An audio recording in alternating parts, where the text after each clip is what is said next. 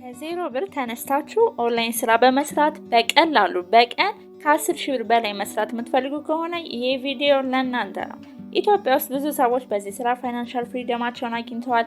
እኔም ከስድስቱ ሶስቱን እየሰራ በወር ጠቀም ያለ ገንዘብ በቀላሉ እያገኘሁበት ስለሆነ ለእናንተ ይዤላችሁ ቀርቤያለሁ።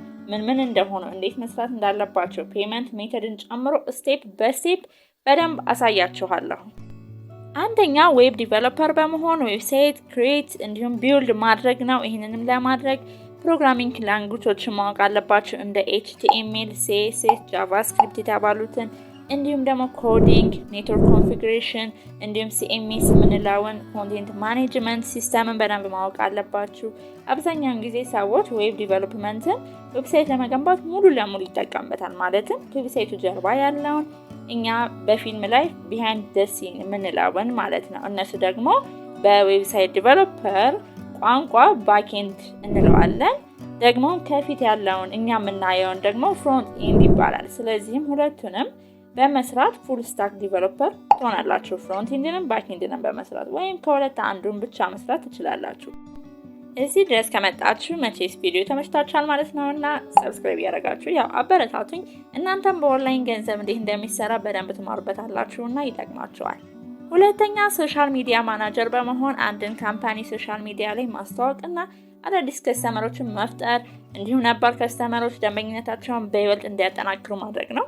ይህም የሚሆነው ኳሊቲ ያላቸውን ኮንቴንቶችን ክሬት በማድረግ አናሊቲክስን በመከታተል የካምፓኒውን ፎሎወሮችን በመጨመር ነው።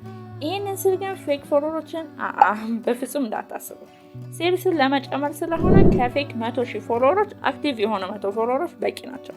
እዚህ ስራ ላይ ለመግባትም አንድ ወይም ሁለት ሶሻል ሚዲያ ፕላትፎርሞችን እንደ ቲክቶክ፣ ፌስቡክ፣ ኢንስታግራም፣ ሊንክድኢን፣ ስናፕቻት፣ ዩቲዩብ ብቻ አንዱን መርጣችሁ ማጥናት ከዛም ኮንቴንት ክሬሽን፣ ዲጂታል ማርኬቲንግ፣ ፔድ አድቨርታይዚንግ ማወቅና ስራዎችን መፈለግ ብቻ ነው።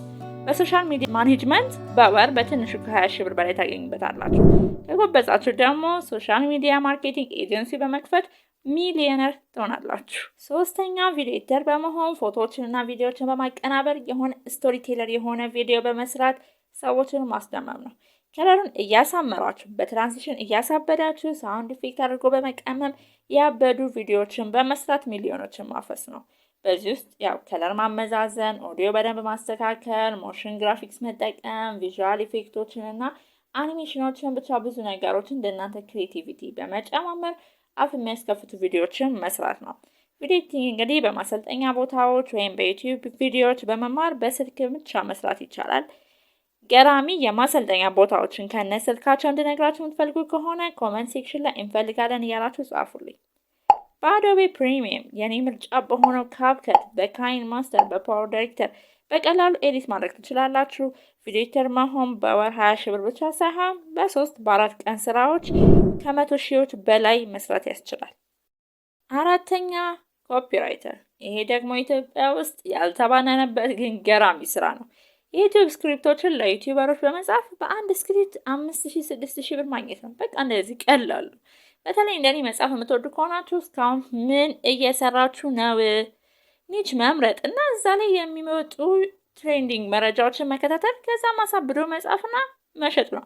ይህንንም ስራ upwork ላይ በደንብ መስራት ትችላላችሁ። በወር ውስጥ ዘና እያላችሁ ቢያንስ 20 ብትሰሩ 20 ጊዜ 5,000 ማሰብ ነው እንግዲህ በወር 100,000 ብር ማለት ነው አይደል?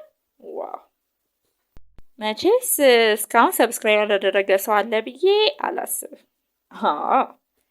አምስተኛ ሁሉም ሰው የሚያወራበት ዝነኛው ግራፊክስ ዲዛይኒንግ ሲሆን አንድን ካምፓኒ የሚገልጽ የሆነ ፒክቸሮችንና ቴክስቶችን በማዋሃድ አንድ ምርጥ የሆነ ፒክቸር መፍጠር ነው።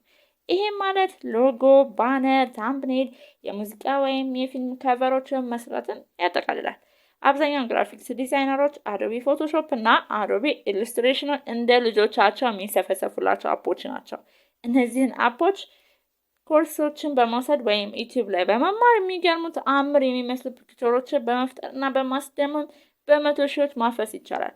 በአንድ ስራ ከ30 ሺህ ብር በላይ በመቀበል ፋይናንሻል ፍሪደማቸውን ተጎናጸፉ። በእነዚህ ገራሚ 5 ስራዎች የምትመኙትን የተንደላቀቀ ህይወት፣ ያበዱ መኪኖች፣ አፍ የሚያስከፍቱ ቤቶችን የራሳችሁ ማድረግ እንደምትችሉ እያረጋገጥኩላችሁ ነው። ዛሬውን ያለምንም ማመንታት አንዱን ስራ በመምረጥ እና ማስተር በመሆን ራሳችሁና ቤተሰቦቻችሁን ፈታ አድርጉ። ሰሞኑን ስለ upwork ማንም ያልሰማውን ቪዲዮ ማንም ያልሰራውን ቪዲዮ ይዤላችሁ ስለመጣ ሰብስክራይብ በማድረግ የኖቲፊኬሽን ምልክቱን አሁኑኑ ተጫኑ። ቻው ቻው ቻው።